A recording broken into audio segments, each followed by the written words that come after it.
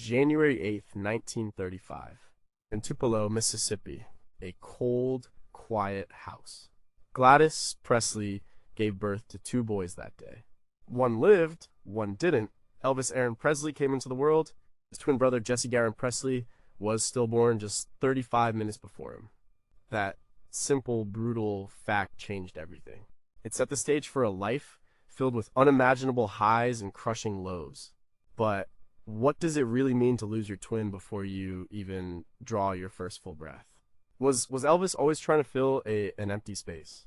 Did he carry a shadow, a ghost brother, through his entire journey? Was his mother's deep, unending grief passed on to him, a burden he never shook off?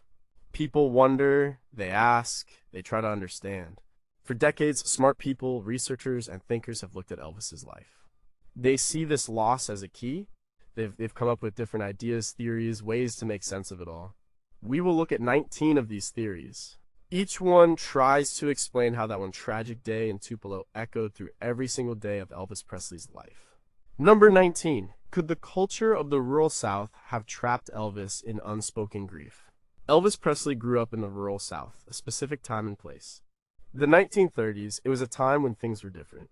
Death, especially infant death, was a common, if devastating, part of life. Medical science wasn't what it is today. Stillbirths happened more often. And how people dealt with grief wasn't like it is now. Back then, especially in a deeply religious working class community like Tupelo, there was often a strong push for stoicism. People were told to be strong. They were told to accept God's will. There wasn't much talk about open grieving, therapy, or processing complex emotions. You just moved on, or you tried to. Gladys Presley, Elvis's mother, was a deeply emotional woman. She carried her grief for Jesse Garon like a physical weight. Biographers like Elaine Dundee, in her book Elvis and Gladys, paint a picture of a mother who never truly recovered. She kept Jesse's memory alive, but often in a silent, internalized way. The little grave in the Tupelo cemetery was a constant reminder. But there's little evidence that the family or the community around them engaged in open, healthy conversations about this profound loss. Instead, it was likely an unspoken sorrow that permeated the household. This cultural environment meant that Elvis grew up in a home where a huge emotional event had happened, but it wasn't openly discussed or processed. He saw his mother's sadness. He understood as a child that he had a brother who died. But there were no tools, no societal scripts to help him understand his own complex feelings about being a survivor. Dr. Peter Guralnick's Last Train to Memphis details the family's poverty and the simple, almost stark, nature of their lives. In such circumstances, survival often took precedence over emotional introspection. Think about it. A young boy, sensitive, deeply attached to his mother, watching her carry this immense sorrow. He would absorb that, he would feel it, but he might not have learned how to talk about it. He might not have learned how to grieve himself. This lack of open communication, this cultural norm of silent suffering, could have forced his own grief and confusion deep inside. It might have set a pattern for how he dealt with difficult emotions throughout his life, internalizing them, perhaps escaping them, rather than confronting them head on. This environment didn't offer a pathway to healing, it offered a pathway to suppression.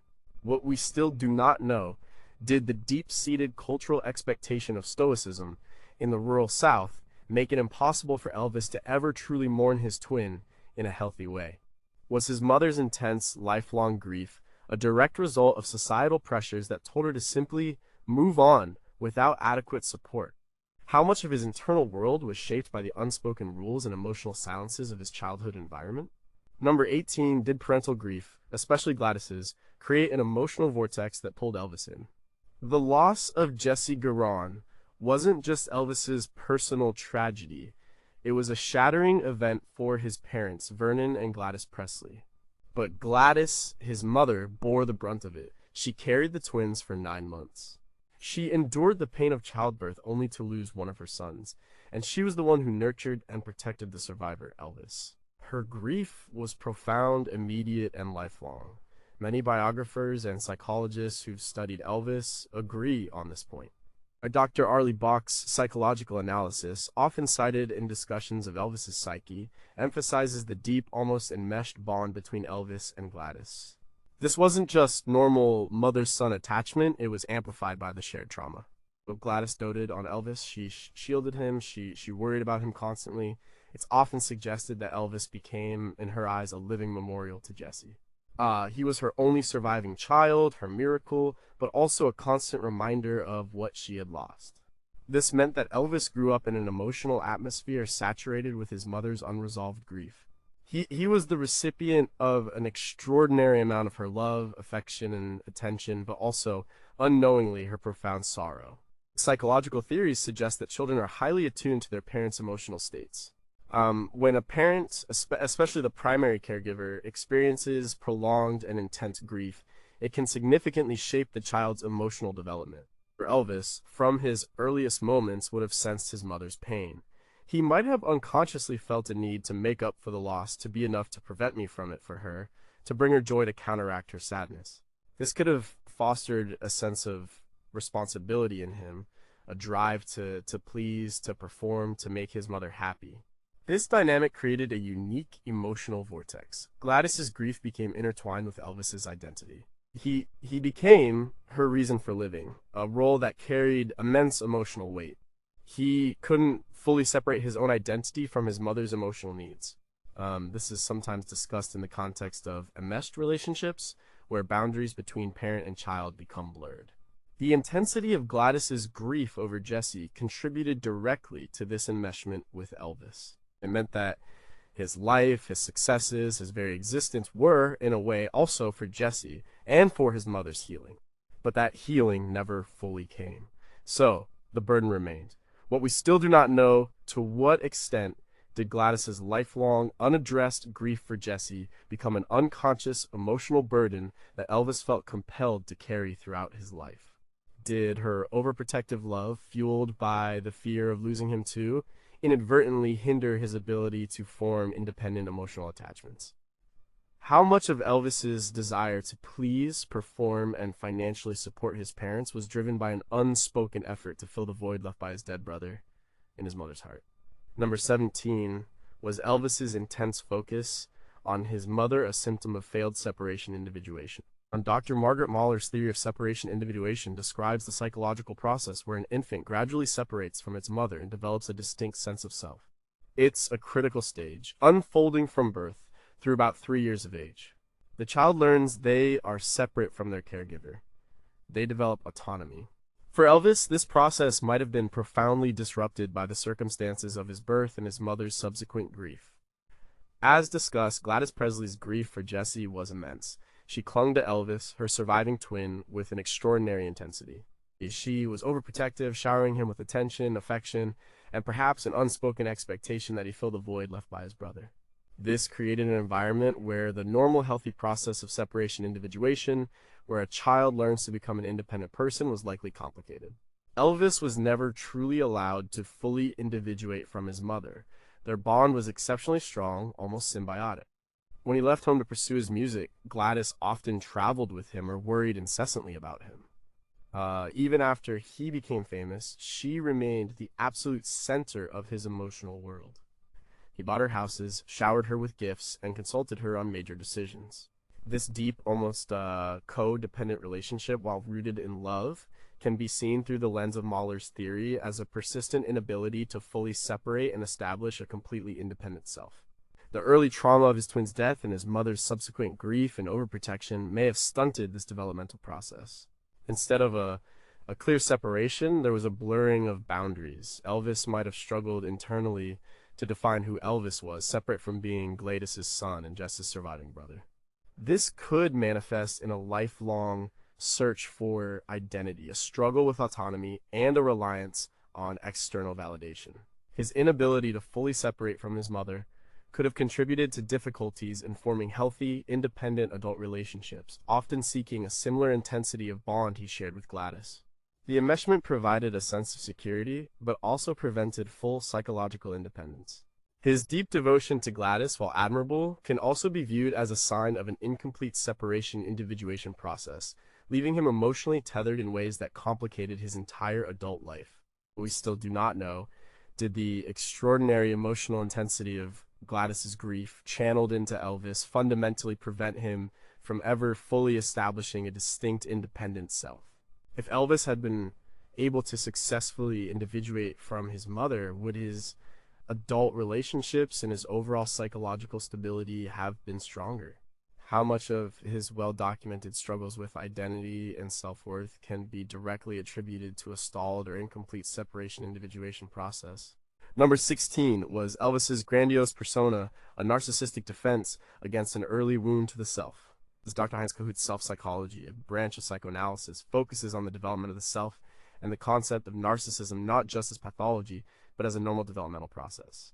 He suggested that people need mirroring, validation, and idealization, someone to look up to from caregivers to develop a healthy sense of self.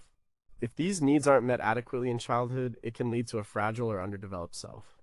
To compensate, individuals might develop a grandiose self, or an insatiable need for external validation. For Elvis, the immediate and profound trauma of his twin's death, coupled with his mother's overwhelming grief and overprotection, could have created an early wound to his nascent self.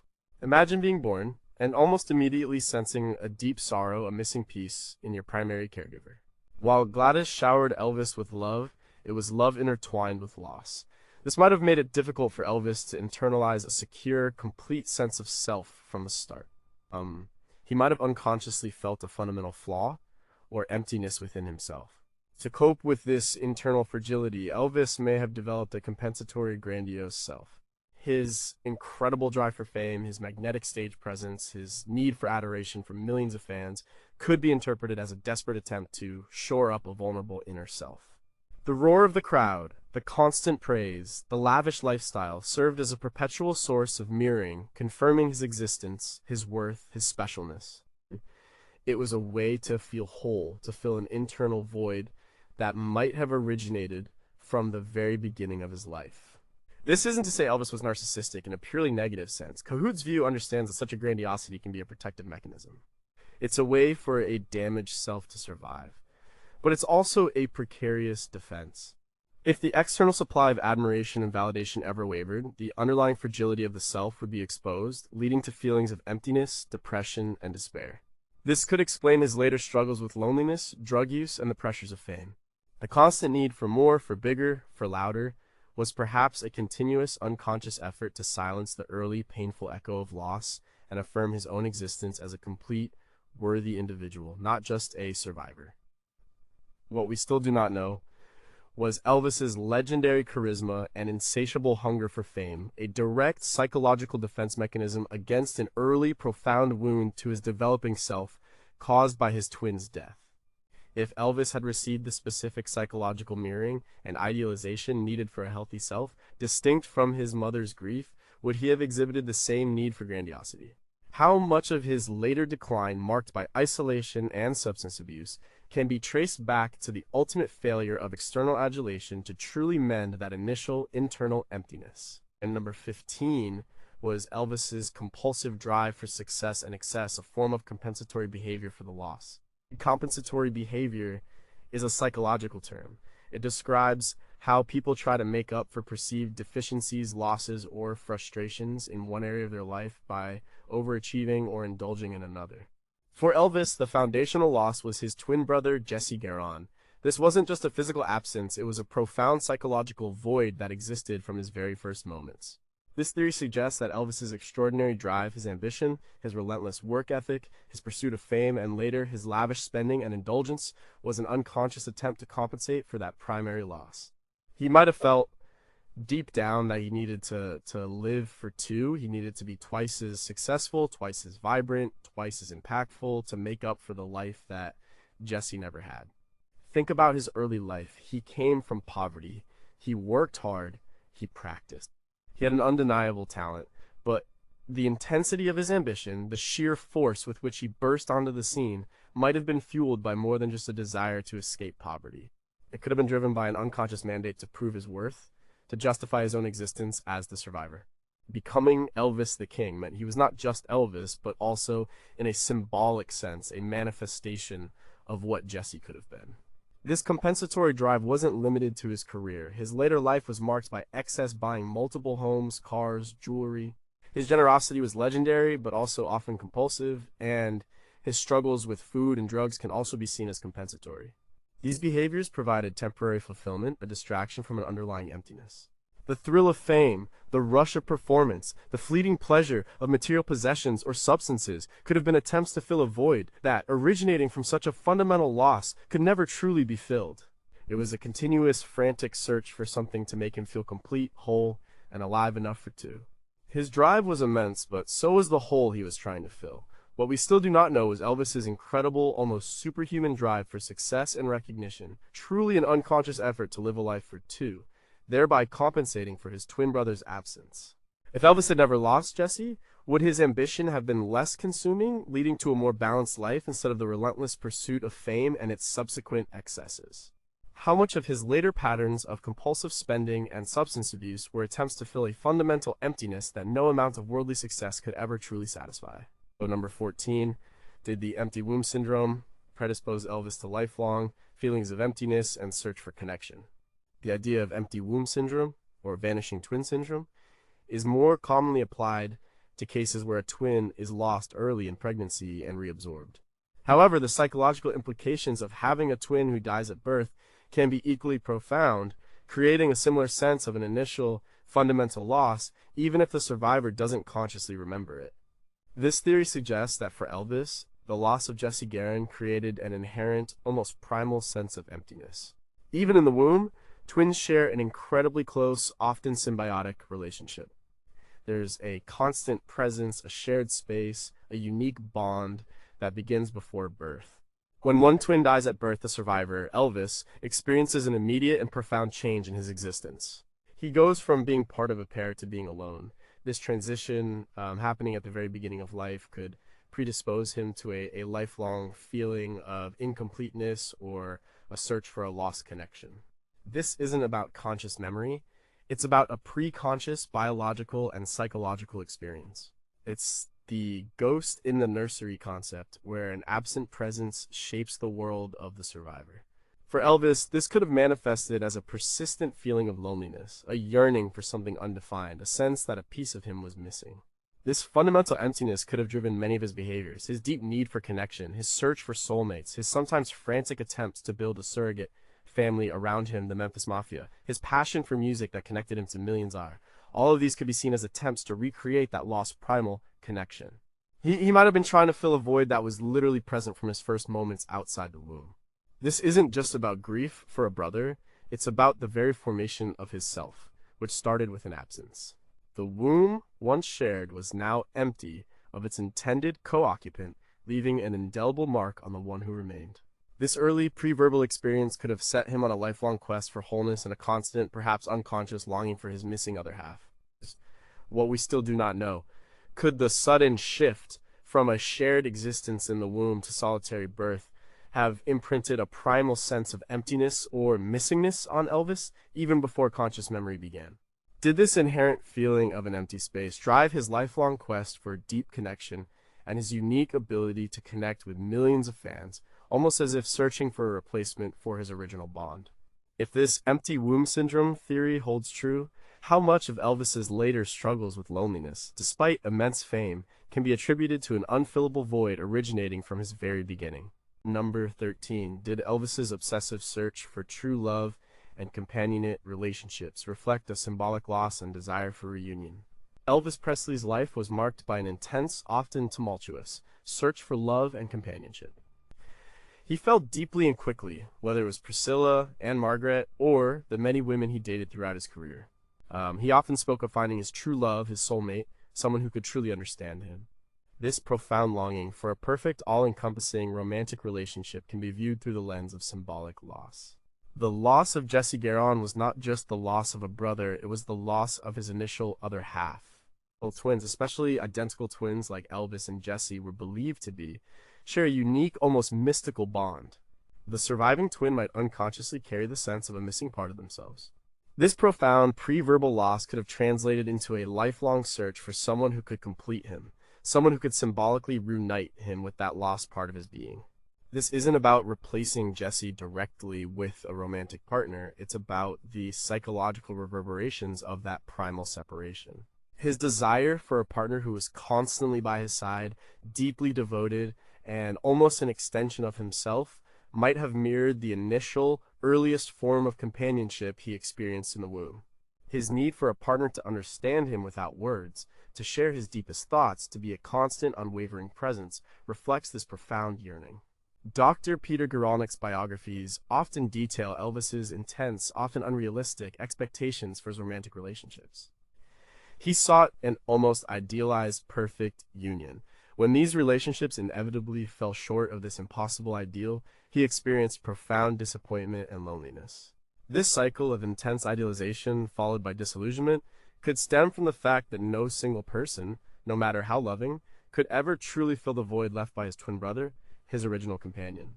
He was seeking a reunion that, in a literal sense, was impossible, leading to a restless, unfulfilled search for a symbolic replacement for his earliest lost connection. What we still do not know was Elvis's lifelong, often obsessive search for a singular true love and companionate relationships, an unconscious attempt to symbolically reunite with the lost other half he experienced in the womb. Did the unattainable ideal he placed on his romantic partners stem from the fact that no one could ever truly fill the primal void left by Jesse, leading to a cycle of intense love and eventual disillusionment? How much of his inability to sustain long-term, stable romantic relationships was a direct consequence of this symbolic loss and the impossible standard it created for intimate connection? Lesson number 12. Did the unprocessed grief manifest as maladaptive defense mechanisms in Elvis's life? Dr. Anna Freud's work on defense mechanisms describes the unconscious strategies people use to protect themselves from anxiety, pain, or uncomfortable thoughts and feelings. When grief, especially the profound and early grief of losing a twin, is unprocessed or repressed, it doesn't just disappear. It often resurfaces in various forms, sometimes through maladaptive defense mechanisms. For Elvis, several of his life patterns could be interpreted through this lens. One possible defense mechanism is repression. He may have unconsciously pushed the painful reality of Jesse's death and his own feelings about it deep into his subconscious. This doesn't mean the feelings went away, it means they were hidden, only to influence his behavior in indirect ways. For instance, he rarely spoke about Jesse publicly, suggesting a level of repression around the topic. Another is sublimation. This is when unacceptable impulses or feelings are transformed into socially acceptable and often productive behaviors. Is Elvis's explosive energy on stage, his passionate singing, and his desire to move people could be seen as a sublimation of intense inner emotions, including his unresolved grief and the existential angst that might have accompanied the loss of his twin. His art became an outlet for what he couldn't articulate in words. Then there's denial or avoidance. His later life was marked by attempts to escape reality through various means: the constant travel, the fantasy world he created at Graceland, and ultimately drug use. These could all be interpreted as ways to avoid confronting deep-seated pain, including the lingering sorrow of his initial loss. It was easier to live in a controlled, often isolating, bubble than to face the raw emotions that lay beneath. His generosity, while genuinely kind, could also be seen as a form of reaction formation or undoing. By constantly giving to others, by making them happy, he might have been unconsciously trying to undo the pain of loss, both for himself and perhaps for his mother. Or it could be a reaction against feelings of guilt or sadness, transforming them into their opposite, joy, generosity.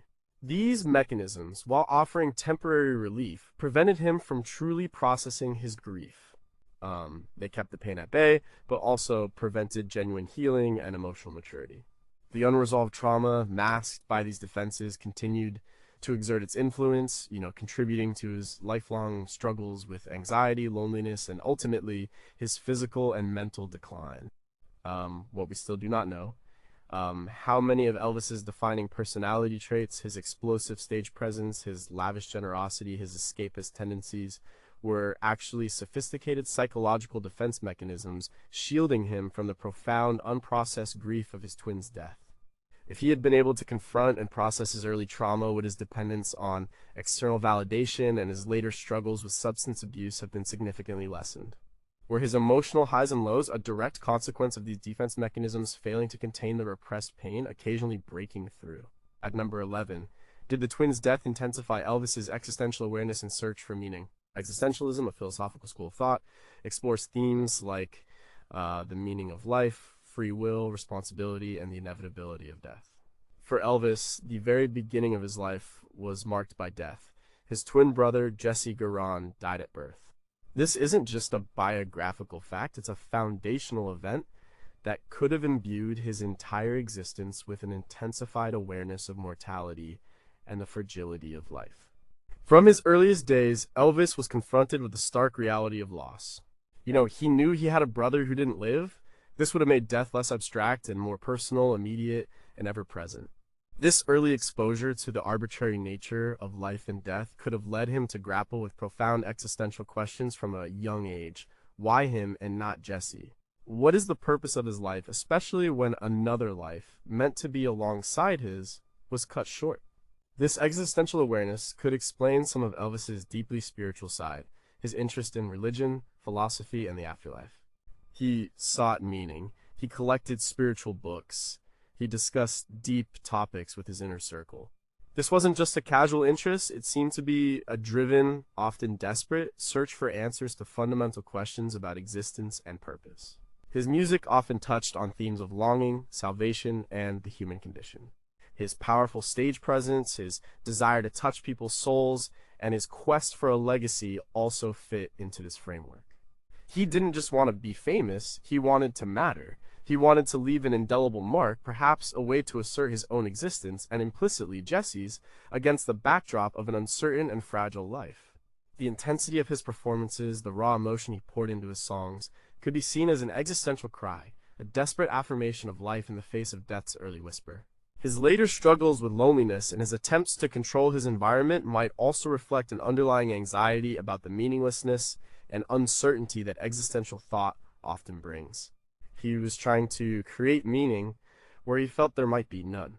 What we still do not know, did the immediate presence of death at his birth, through the loss of his twin, imbue Elvis with a profound and lifelong existential awareness that shaped his spiritual quest and his search for meaning. Was his intense artistic drive and his desire to leave a lasting legacy an unconscious attempt to defy the arbitrary nature of life and death, as experienced through Jesse's early demise? How much of his later introspection and fascination with esoteric spirituality was a direct response to the existential questions raised by being the sole survivor of a twin birth? Number 10. How did the twins' death disrupt Elvis's normal emotional and social development? Normal emotional and social development is a complex journey, influenced by countless factors. Theories from developmental psychology, like those from Jean Piaget or Lev Vygotsky, describe how children learn to understand emotions, form relationships, and navigate the social world. For Elvis, the loss of his twin and the subsequent family dynamics, particularly his mother's intense grief, created a very atypical developmental environment. From a very young age, Elvis was exposed to profound sorrow and an unspoken void. This meant his emotional landscape was different. He might have learned to suppress his own difficult emotions to protect his mother, or to avoid adding to her burden. This could have hindered his ability to fully process and express his own feelings in a healthy way. Instead of learning to cope with sadness and loss directly, he might have learned to internalize it, or find indirect outlets. Socially, his relationship with his mother became exceptionally close, almost enmeshed, as discussed earlier. While this provided immense love and security, it also meant he might not have developed a full range of social skills or the ability to form truly independent relationships outside of that primary bond. His dependence on his mother, and later on his Memphis Mafia entourage, suggests a difficulty in forming truly peer-to-peer relationships based on mutual give and take. He was often the center, the provider, the leader, rather than an equal. The lack of a peer in his earliest life, his twin student, meant he missed out on the natural sibling rivalry, companionship, and social learning that often occurs between twins or close siblings. He was effectively an only child, but with the added layer of a ghost sibling. This could have led to feelings of loneliness even in a crowd, a sense that no one could truly understand his unique experience. Later in life, his struggle with trust, his need for control, and his tendency to isolate himself could be linked to these early developmental disruptions. He might have carried an unconscious fear of abandonment or loss, making him wary of deep connections outside his trusted circle, yet simultaneously craving them. His emotional growth, while marked by incredible artistic expression, might have been stunted in other areas, leaving him vulnerable to the pressures of fame and the complexities of adult relationships. What we still do not know to what extent did the emotional environment shaped by Jesse's death, particularly Gladys's grief, disrupt Elvis's normal progression of emotional and social development? If Elvis had grown up with a living twin, experiencing the natural dynamics of sibling interaction, would his adult relationships have been less prone to idealization, dependency, or isolation? How much of his later struggles with intimacy and his reliance on an insular social circle can be directly attributed to a childhood where profound loss skewed his foundational emotional and social learning? Number 9 was Jesse Garon, a shadow self that manifested in Elvis's art and life. Carl Jung, the Swiss psychiatrist, developed the concept of the shadow self. This is the unconscious aspect of the personality that the conscious ego does not identify with. It contains repressed traits, weaknesses, and instincts, but also undeveloped potentials. For Elvis, his deceased twin, Jesse Garon, could be seen as a powerful archetypal shadow self figure. Jesse was the other half that never fully manifested in the physical world. He represented the path not taken, the life unlived, the potential unrealized. For Elvis, Jesse wasn't just a dead brother, he was a silent, ever-present psychic force. Elvis, as the survivor, might have unconsciously carried the burden and the potential of both lives. This shadow aspect could have manifested in several ways. In his art, Elvis often explored themes of duality, light and dark, sacred and profane, innocence and rebellion. His voice could be tender and vulnerable, or powerful and almost aggressive. His stage persona blended gospel purity with raw sexuality. This constant interplay of opposites could be an unconscious attempt to embody the full spectrum of human experience, perhaps even the two distinct personalities that were meant to be. He was living for two, expressing for two. The shadow can also represent aspects of the self that are denied or hidden. Jesse was the unseen, the quiet, the one who remained in the background of Elvis's mind and his mother's heart. Elvis, in his vibrant, larger-than-life persona, might have been unconsciously compensating for the quiet, absent nature of his twin. His extroversion, his need to be seen and heard, could have been a way to ensure that they, both Elvis and the symbolic Jesse, would never be forgotten or silent. Furthermore, the shadow can hold immense creative potential. The psychological energy associated with Jesse, the unspoken grief, the profound sense of loss, could have fueled Elvis's artistic genius. It gave his music a depth, a soulfulness, and a raw emotional power that resonated with millions. It was as if his unconscious was constantly processing this primal loss, and his art became the conduit for its expression. The ghost of Jesse, therefore, wasn't just a burden, it was also a wellspring of profound, if painful, inspiration, forever shaping the unique blend of vulnerability and power that was Elvis Presley. What we still do not know was Jesse Garon, Elvis's stillborn twin, an archetypal shadow self that subconsciously influenced his artistic expression, his personality, and his life choices. Did Elvis's exploration of duality in his music and persona, the sacred and profane, the rebel and the tender lover, represent an unconscious attempt to embody the two lives that were meant to be? How much of the unique emotional depth and creative power in Elvis's performances can be attributed to his unconscious processing and expression of the ghost of his twin brother? Number 8. How did the loss of his twin shape Elvis's identity formation as a survivor twin? Dr. Erik Erikson's theory of psychosocial development outlines stages of identity formation, where individuals resolve conflicts to develop a healthy sense of self. One crucial stage is identity versus role confusion during adolescence. For Elvis, his identity formation was profoundly impacted by being a survivor twin. This isn't just about losing a brother, it's about being the one who lived when another, equally meant to be, did not. This often leads to a complex identity. There's the personal I, Elvis, but also the I that carries the ghost of another. Biographers like Peter Guralnick mention how Elvis was constantly reminded of Jesse, particularly by his mother, who often referred to Elvis as my only child, but always with the unspoken shadow of the lost twin. This can create a fragile sense of self, where the survivor might feel both uniquely special and fundamentally incomplete. Survivor guilt is a common aspect of this identity. Elvis might have unconsciously felt guilt for living, for having the experiences Jesse never would. This can lead to a drive to live life to the fullest, perhaps even to excess, as if to make Jesse's absence meaningful. It can also manifest as a feeling of being undeserving or a struggle with internal happiness, as if genuine joy is a betrayal of the lost twin. This unique identity also creates a sense of being different. How many people truly understand what it means to be born with a twin who dies at birth?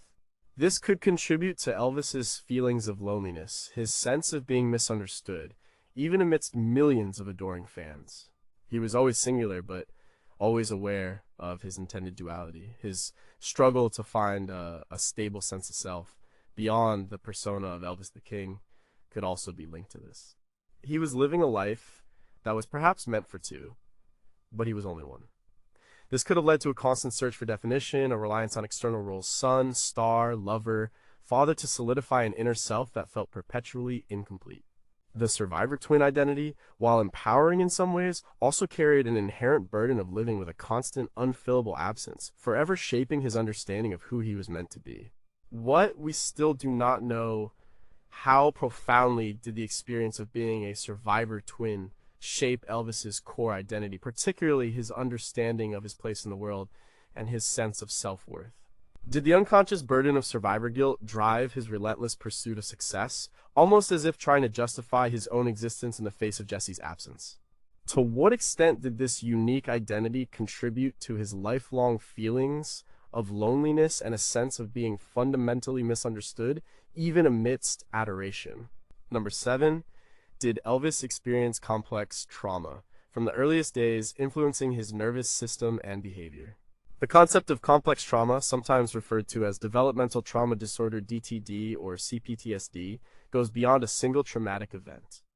It arises from prolonged or repeated exposure to adverse experiences, particularly in childhood, often within the primary relationship. While the loss of his twin was an acute event, the subsequent emotional environment of his childhood, steeped in his mother's unresolved grief, could be considered a form of complex, ongoing trauma for Elvis. Dr. Bessel van der Kolk, a leading expert in trauma, explains how trauma affects the brain and body, not just the mind. Early relational trauma can profoundly impact the developing nervous system, shaping how a person regulates emotions, relates to others, and perceives safety. For Elvis, being born into and growing up in a home where profound, unspoken grief was a constant undercurrent created an emotionally dysregulated environment. Imagine his mother's grief as a continuous, ambient stressor. Elvis, as a highly sensitive child, would have absorbed this. His developing nervous system might have been constantly on high alert, tuned into his mother's sadness, unconsciously trying to manage or alleviate it. This can lead to an overactive stress response, making it difficult to self-soothe and creating a predisposition to anxiety, hypervigilance, and emotional instability later in life. This complex trauma could manifest in several ways. 1. Emotional dysregulation. Elvis's well-documented mood swings, his emotional intensity, and his struggles with depression and anxiety could stem from a nervous system that never fully learned to regulate itself in a stable environment. This theory posits that the early, pervasive influence of his twin's death and his mother's grief created a deep-seated impact on Elvis's psychological and physiological being, shaping his entire life trajectory and contributing to his later struggles. It wasn't just a sad memory, it was a fundamental wiring of his system.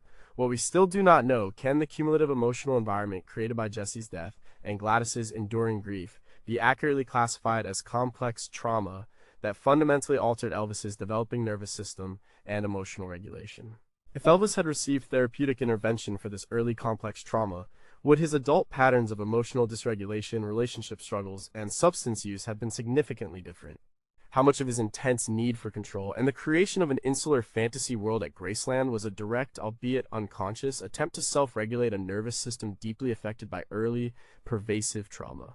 Number 6, did Elvis's grief for his twin follow the stages of mourning, or was it repressed and unresolved? Dr. Elizabeth Kubler-Ross's stages of grief denial, anger, bargaining, depression, acceptance are widely known. While her model was initially for terminally ill patients, it's often applied to grief in general. Sigmund Freud also explored grief and mourning, distinguishing it from melancholia. For Elvis, the question is how his grief for Jesse Garon unfolded, if it unfolded at all in a healthy way. It's clear that Elvis, as an infant, couldn't consciously process grief in the way an adult would. But emotional imprints are laid down early. He was born into an atmosphere of loss. His mother's grief was a constant presence. For Elvis himself, his grief was likely a complex mix of primal, pre-verbal feelings and later, conscious understanding. Most likely, Elvis's grief was largely repressed and unresolved. There's little evidence he openly discussed Jesse or his feelings about the loss, especially as an adult. This repression could have stemmed from several factors. One, childhood context. The rural Southern culture discouraged open emotional displays, especially for boys. His own grief was likely overshadowed by hers. So, three, survivor's guilt. Acknowledging his own pain might have felt like a betrayal of Jesse or an unfair complaint, given that he was the one who survived. So, instead of moving through healthy stages of mourning, Elvis might have been stuck. The depression stage could have manifested as his lifelong melancholic tendencies, his bouts of loneliness, and his internal struggles despite external success. The hanger might have been sublimated into his rebellious music or his later outbursts. The denial could have been seen in his attempts to escape reality. The fact that his twin was a constant, yet absent, presence meant there was never a clear closure. There was no shared memory, no relationship to grieve in a traditional sense. It was a profound, fundamental absence that simply existed. This lack of resolution could have created a persistent, low-level grief that colored his entire existence.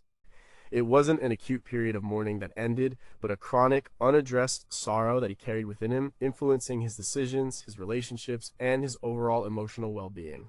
This unmourned loss became a defining undercurrent of his life. What we still do not know, did Elvis's grief for his twin brother Jesse remain largely repressed and unresolved throughout his life, preventing him from moving through healthy stages of mourning. How much of his lifelong melancholy, his rebellious tendencies, and his need for escape were indirect manifestations of this unaddressed chronic grief? If Elvis had been encouraged to openly acknowledge and process his unique form of grief, would his emotional health and coping mechanisms in adulthood have been significantly stronger? Number 5. Did Elvis suffer from persistent survivor guilt, driving him to live a life for two? Survivor guilt is a specific type of emotional distress that occurs when a person perceives themselves to have done wrong by surviving a traumatic event when others did not. In the context of twins, especially when one dies at birth, survivor guilt can be a profound and often unconscious burden for the living twin. For Elvis, this is a highly relevant theory. He was born, Jesse Garon was not. This fundamental, inexplicable event could have instilled a deep, unconscious sense of guilt.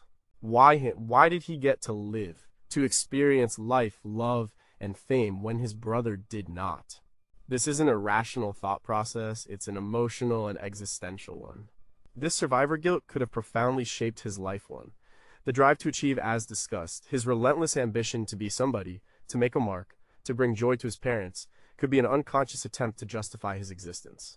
He might have felt compelled to live a life for two, making his life big enough to encompass the one Jesse never had. His incredible success might have been, in part, an atonement. So too. Inability to fully enjoy success. Despite his immense fame and wealth, Elvis often expressed feelings of loneliness, sadness, and a lack of fulfillment. Survivor guilt can prevent individuals from fully experiencing joy or peace, as if happiness is a betrayal of the lost one. He might have felt unworthy of true happiness. 3. Self-destructive tendencies. In some cases, survivor guilt can manifest as self-sabotage or a subconscious desire for punishment. While complex, his later struggles with addiction and his disregard for his own health could be, in part, an unconscious working out of this guilt, a slow, self-inflicted punishment for surviving. It was a way of making amends. The weight of survivor guilt is immense because it's often unspoken and unconscious. It's not something Elvis would have logically articulated. Instead, it would have been an underlying current, driving his actions, shaping his inner world, and contributing to the complex tapestry of his success and his eventual decline. It kept him striving, never quite satisfied, always carrying the weight of a life unlived alongside his own. What we still do not know, did Elvis carry a lifelong, often unconscious, burden of survivor guilt, making him feel responsible for living while his twin did not? Was his unparalleled drive for success and his compulsive generosity an unconscious attempt to live a life for two, or to atone for his survival? To what extent did survivor guilt contribute to his inability to fully enjoy his immense fame and happiness, leading to underlying feelings of unworthiness and later self-destructive behaviors? Number 4, how did Elvis's object relations, particularly with his mother, form around the absent twin? His object relations theory, developed by thinkers like Melanie Klein and D.W. Winnicott focuses on how early relationships with caregivers objects shape our internal world and our future relationships. It's about how we internalize these early figures and how they influence our sense of self and others. For Elvis, the foundational objects were his parents, but profoundly shaped by the absent object of his twin, Jesse Garon. Gladys Presley, his mother, was Elvis's primary object, but her relationship with Elvis was mediated through her overwhelming grief for Jesse. She didn't relate to Elvis as just Elvis, she related to him as Elvis, my only surviving son, who reminds me of Jesse. This means Elvis internalized a mother figure who was both deeply loving and profoundly sorrowful, who saw him through the lens of loss. This could lead to an internalized object of the mother that was complex and emotionally charged. Elvis might have internalized a sense of needing to care for his mother's emotional state, to keep her happy, to be enough for her. This can make it difficult for a child to form a secure, independent sense of self, as their identity becomes intertwined with fulfilling the mother's unspoken needs related to the lost twin. Furthermore, the absent object of Jesse Garon became an internal presence for Elvis.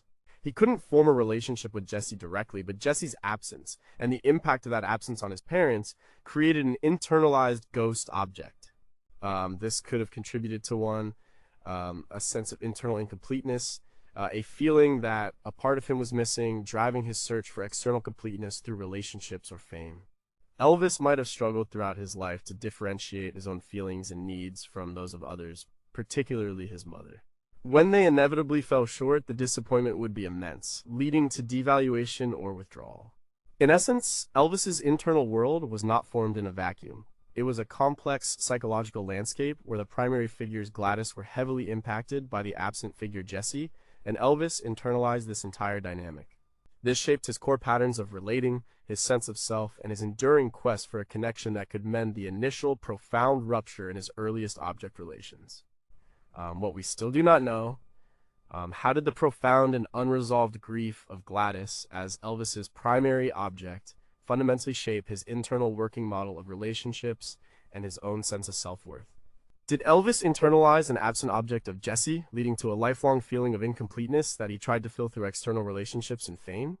How much of his struggle with boundaries and his patterns of idealization and devaluation in adult relationships can be traced back to these foundational object relations formed under the shadow of his twin's death?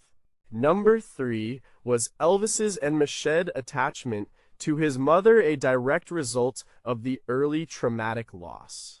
Attachment theory, pioneered by John Bowlby, describes the profound emotional bond that develops between an infant and their primary caregiver.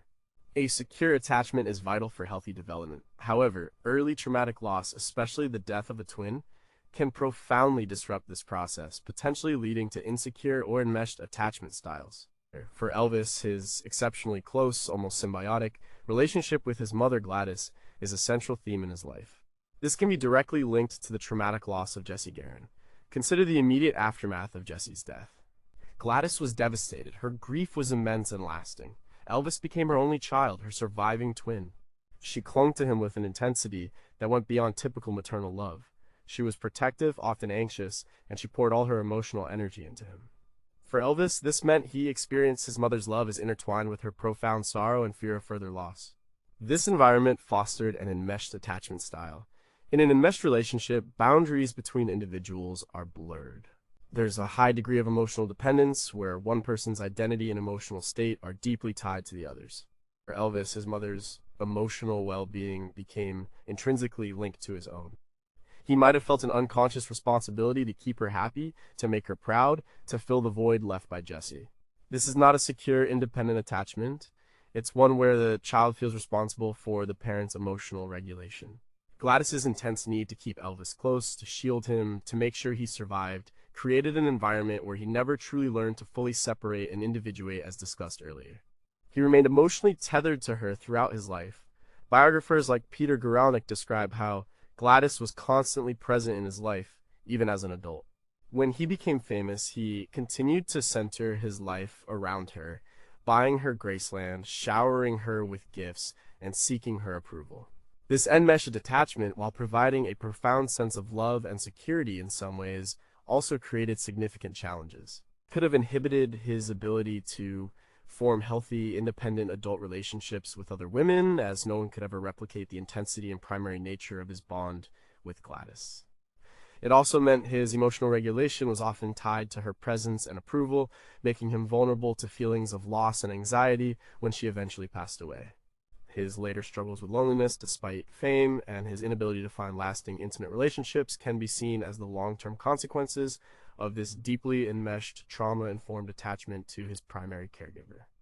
What we still do not know was Elvis's exceptionally close, almost symbiotic, attachment to his mother, Gladys, a direct, unconscious response to the early traumatic loss of his twin brother, Jesse. To what extent did Gladys's intense grief and fear of losing Elvis too create an enmeshed attachment style that fundamentally hindered his ability to form independent, healthy adult relationships? If Elvis had developed a secure, rather than enmeshed, attachment with his mother, would his later struggles with intimacy, loneliness, and self-regulation have been significantly different? Number two, did Elvis's lifelong struggle with loneliness stem from the primal loss of his other half?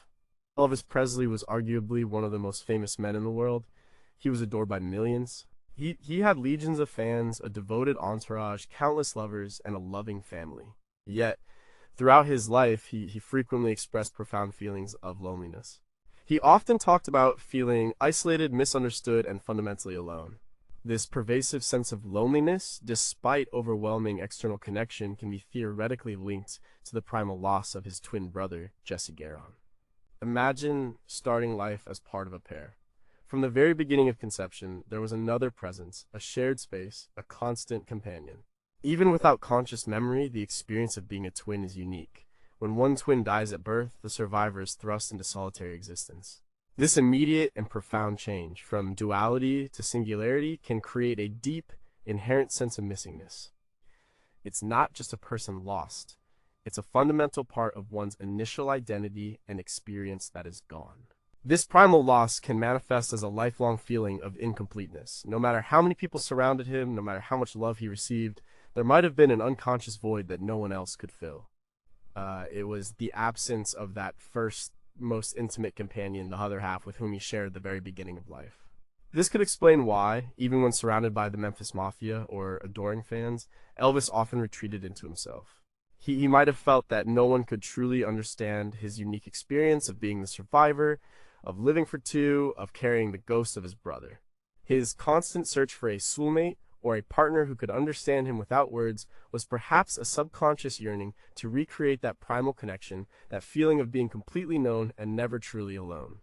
His spiritual quest, his fascination with the esoteric, and his desire to connect with something larger than himself could also be seen as attempts to fill this existential loneliness, to find a sense of belonging or completeness that eluded him in the physical world.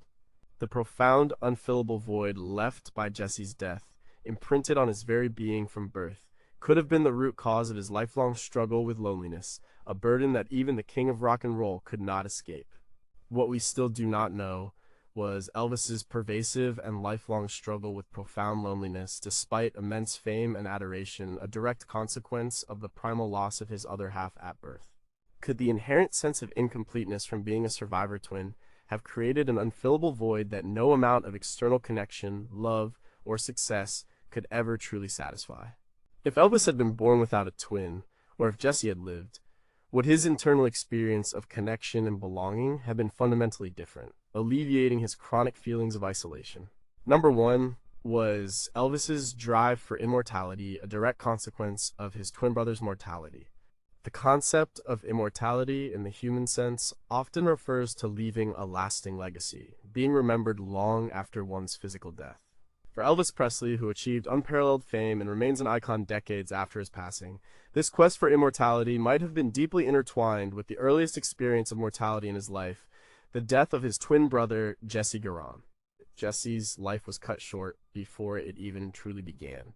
He was born and he died, all on the same day as Elvis. This immediate juxtaposition of birth and death, of life and its absolute end, could have instilled in Elvis a profound, almost primal awareness of mortality. While he survived, he lived with the constant reminder of a life that did not. This awareness could have fueled an unconscious, desperate drive for symbolic immortality. If Jesse's life was brief and forgotten by the world save for his family, Elvis's life had to be the opposite. he had to be unforgettable. He had to achieve something so grand, so monumental that his existence and, by extension, the shared potential of his birth would transcend mere mortality. His relentless ambition, his powerful stage presence, his desire to be the king, to touch millions of souls can be seen as a striving against the finality of death. By becoming an icon, by creating music that would live forever, he was, in a way, defying the fate that befell his brother. He was ensuring that a Presley, born on January 8th, 1935, would achieve an enduring legacy, a form of immortality that would validate his own survival and honor the life that wasn't. This isn't about conscious thought. It's a deep existential imperative. The fame, the records, the movies, these were not just about personal success. They were about carving out a permanent place in history, a refusal to be extinguished or forgotten, a powerful counterpoint to the fleeting existence of his twin. His ultimate goal, perhaps, was to live a life so expansive, so impactful, that it would echo through time, ensuring that the legacy of his birth, the very fact of his existence, would achieve a form of eternal life, a triumph over the stark reality of mortality he faced on day one. His desire to be remembered, to be more than just a man, but an enduring legend, could be the most profound and direct consequence of Jesse Garon's short, silent life. What we still do not know was Elvis's relentless drive for unparalleled fame and his profound desire for a lasting legacy, a direct psychological response to the immediate experience of mortality through his twin brother's death. Did his quest for symbolic immortality, to be remembered as the king, stem from an unconscious need to defy the ephemeral nature of Jesse's brief existence? How much of Elvis's enduring impact on culture and his ultimate status as an icon can be attributed to this deep-seated drive to transcend mortality, fueled by the shadow of his twin?